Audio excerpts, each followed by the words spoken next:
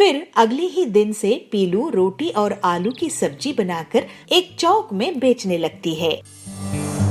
एक छोटे से गांव में पीलू चिड़िया रहती थी। उसका बेटा टिल्लू और बहू बबली भी उसी के साथ रहते थे। लेकिन टिल्लू और बबली को पीलू का साथ रहना पसंद नहीं आता था। पीलू की एक बेटी भी थी। उसकी एक अमीर घर में शादी हो चुकी थी। शादी के बाद वो अपनी माँ से अच्छा व्यवहार नहीं रखती थी। माँ, मैं तुमसे कुछ कहना चाहता था। मेरी आमदनी बहुत कम है। मैं तुम्हारा खर्चा सहन नहीं कर पा रहा हूँ और गांव में वृद्धाश्रम भी नहीं है जहाँ मैं आपको छोड़ कर आ सकूँ। मेरी पूरी पगार घर चलाने में ही चली जाती है। मुझे बच्चे होंगे तो उन्हें स्कूल कैसे भेजूंगा, ये भी मैं सोचता रहता हूँ। कुछ दिन पिंकी दीदी के यहाँ चली जाओ। बेटा, अपनी बेटी के ससुराल में मैं कैसे चली जाऊँ? चल, तुझे तकलीफ ना हो तो मैं ये कोशिश करके देखती हूँ। फिर पीलू अपनी बेटी के ससुराल चली जाती है। बेटी पिंकी, क्या मैं तुम्हारे यहाँ कुछ महीने रुक सकती हूँ? वो क्या है ना, टिल्लू की आमदनी कम है तो वो मुझे तेरे यहाँ रुकने के लिए भेजा है। अरे माँ, मैं तो अपने पति के साथ आज ही स्विट्जरलैंड जाने वाली हूँ। मैं तुम्हें यहाँ कैसे रख सकती हूँ? पीलू ये सुनकर बहुत दुखी हो जाती है। वो रोने लगती है। हे भगवान, इस बुढ़ापे में मेरे बच्चे कैसे हैं जो मुझे सहारा नहीं दे सकते। फिर थोड़ी देर में कुछ सोचकर वो एक सुनार के पास चली जाती है। सुनार भैया, आप ये अंगूठी गिरवी रख लो और मुझे इसके कुछ पैसे दे दो। इस अंगूठी के आपको मैं 5,000 ही दे सकता हूँ पीलू बहन। पीलू उन 5,000 को लेकर एक छोटी सी किराए की झोपड़ी में चली जाती है। इन पैसों से तो एक ही महीने का गुजारा होगा। उसके बाद मेरे पास खाने के लिए भी पैसे नहीं बचेंगे। मुझे कुछ काम शुरू कर देना चाहिए, लेकिन इतने पैसे से मैं सिर्फ रोटी बनाने का काम ही शुरू कर सकती हूँ। फिर अगले ही दिन से पीलू रोटी और आलू की सब्जी बनाकर एक चौक में बेचने लगती है। रोटी सब्जी ले लो, रोटी सब्जी, गर्मा गर्म रोटी सब्जी, ताजी ताजी रोटी सब्जी ले लो। तो वहाँ सुंदरी आती है और पूछती है, बहन, एक प्लेट रोटी सब्जी कितने की होगी? सिर्फ 20 रुपए की 3 रोटी और सब्जी है। एक प्लेट मुझे देना तो। सुंदरी रोटी सब्जी खाती है। वाह बहन, तुमने तो कमाल की रोटी सब्जी बनाई है। ये लो पैसे, मैं और भी लोगों को तुम्हारे पास भेजूंगी। गरीबों को इतना स्वादिष्ट और अच्छा खाना नसीब नहीं होता। वो सब बहुत खुश होंगे।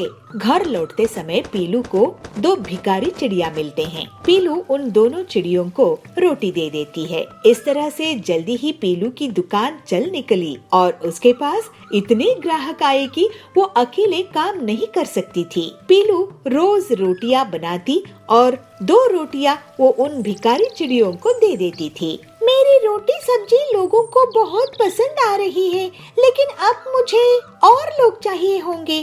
क्यों ना मैं उन भिखारी चिड़ियों को काम पर रख लूं?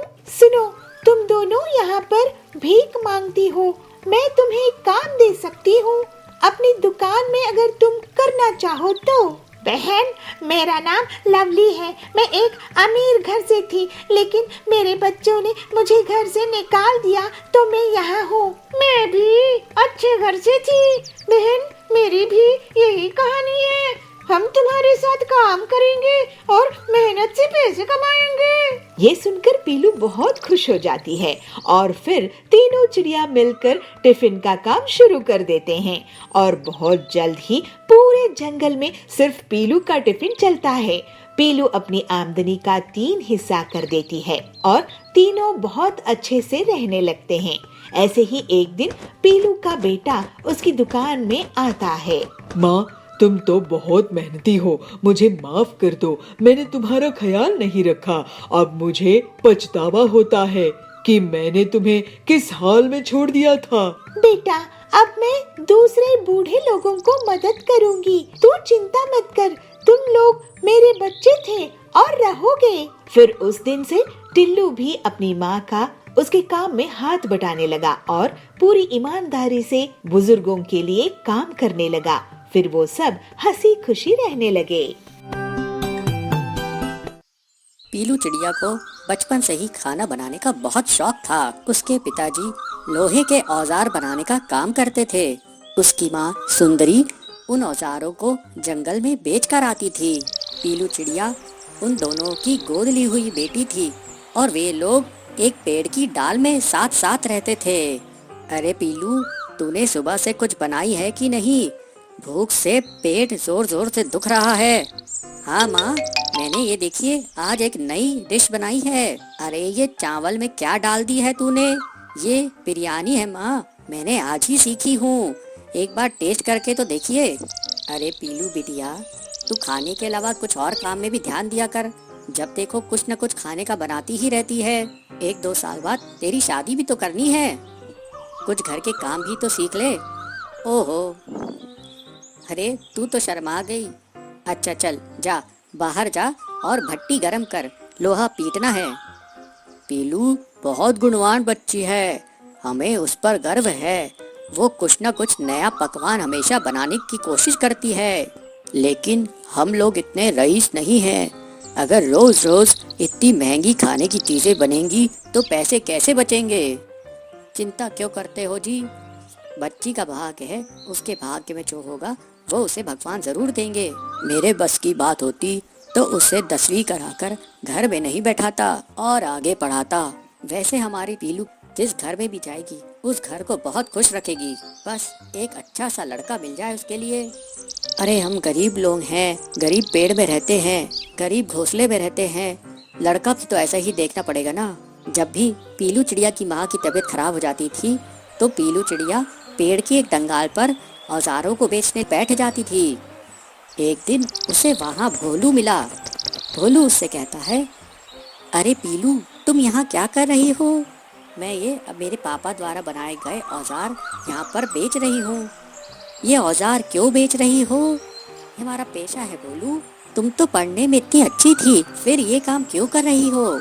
मेरे पिताजी ने मुझे 10वीं पढ़ा दिए, वही हमारे लिए बड़ी बात है। वैसे भी लड़कियों की उतनी पढ़ाई कहाँ होती है, यही तो हमारी समस्या है, लड़कियों को ज़्यादा पढ़ाते नहीं हैं। खैर ये बताओ तुम रहती कहाँ हो? यही पास में ही हमारा घोंसला है।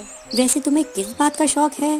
मुझे खाना बनाने का बहुत शौक है। अरे तो तुम आलू के पराठे, पिज्जा, बिरयानी, जो भी तुम्हें खाना बनाना आता है वो बना कर बेचो। ये औजार क्यों बना के बेच रही हो? औजार के काम से तुम ज्यादा कमाने लगोगी। पीलू चिड़िया ये सुनकर बहुत खुश हो जाती है। कुछ दिन बाद जंगल में एक तूफान आता है। पीलू चिड़िया के पिताजी उस तूफान में फंस जाते हैं और उनकी जान बाल बाल बचती है। लेकिन इस तूफान की चपेट में आने के कारण उनका आधा शरीर काम करना बंद कर देता है। उनकी पत्नी सुंदरी सोचती है कि कैसे अब आगे घर चलेगा। सुंदरी कहती है, आप चिंता मत कीजिए जी, हम आपको अच्छे डॉक्टर को दिखाएंगे। अरे लेकिन पैसा कहाँ से आएगा? पीलू की शादी भी तो करनी है। पीलू इस बात को सुनकर बहुत दुखी हुई और वो अपने पिताजी के पास आकर बोली, पिताजी आप चिंता मत कीजिए, मैं हूँ ना, मैं और मेहनत करूँगी और मैं और माँ कोई न कोई रास्ता जरूर निकाल लेंगे। पीलू की बात सुनकर उसके पिताजी कहते हैं, अरे बेटा तू इतनी छोटी है, तू क्या क्या करेगी? पीलू कहती है, पिताजी जब तक पिताजी आप ठीक नहीं हो जाते मैं घर के बाहर आलू के पराठे, पिज्जा बनाकर बेचा करूँगी। अरे पीलू ये काम करोगी तो लोग क्या कहेंगे? पीलू समझदारी से जवाब देती है, पिताजी जब मैं जंगल में औजार बेचती हूँ तब क्या कोई कुछ कहता है? हाँ में हाँ मिलाते हैं। अगले दिन पीलू भट्टी पर पिज्जा बनाती है और अपने माँ पिताजी को कहती है, माँ पिताजी ये पिज्जा एक बार खा के देखिए कैसा बना है। पीलू के माँ और पिताजी उस पिज्जा को खाते हैं। पीलू चिड़िया की तारीफ करते हैं, अरे वाह ये तो बहुत स्वादिष्ट लग रहा है, हमने तो ऐसा कभी कुछ नहीं खाया था, अब मैं यही काम करूँगी। पीलू की माँ कहती है, लेकिन ये सब तेरे दिमाग में आया कहाँ से? माँ मुझे ये सलाह भोलू ने दी। ये भोलू कौन है? माँ भोलू मेरे साथ स्कूल में पढ़ता था। इस तरह पीलू चिड़िया पिज्जा और आलू के पराठे बेचने लगी और जो भी पक्षी उसके यहाँ पिज्जा और आलू का पराठा खाता वो उसका फैन हो जाता। इस तरह से पीलू चिड़िया धीरे धीरे अपनी मेहनत से प्रसिद्ध होने लगी। दूर दूर से पक्षी पीलू चिड़िया के पास पिज्जा और पराठा खाने आने लगे और उसके पास काफी पैसा जमा हो गया। फिर एक दिन पीलू चिड़िया अपने पिताजी को लेकर बड़े डॉक्टर के पास जाती है। डॉक्टर कहता है, इनका इलाज तो हो जाएगा, लेकिन बहुत खर्चा आएगा, महंगी दवाइयाँ लगेंगी। कोई बात नहीं डॉक्टर जी, जितना भी पैसा लगे आप मेरे पिताजी को ठीक कर दीजिए। वाह पीलू, तेरे खाने से तो हमारी किस्मत ही बदल गई। अब तू और बड़ी दुकान खोल। जैसे जैसे पीलू की आमदनी बढ़ने लगी, पीलू और उसके परिवार का रहन सहन भी बदल गया। पीलू अब एक नए घोंसले में रहती थी। एक दिन भोलू उससे मिलने आता है। भोलू को पीलू का परिवार पसंद करता है और इस तरह से पीलू और भोलू की शादी हो जाती है।